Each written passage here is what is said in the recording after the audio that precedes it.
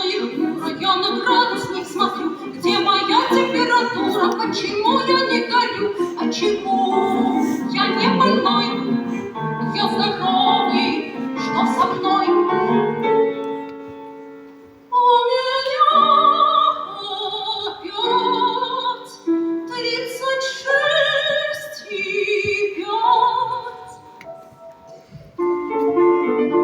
Живот потрогал, не болит, чихает, не чихается, и кашлянет, и общий вид какой-то помогается, и завтра ровно к 9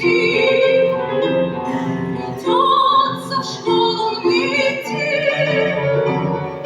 До обеда там сидеть, читать, писать и даже петь, и у доски стоять, молчать, не зная, что мне отвечать.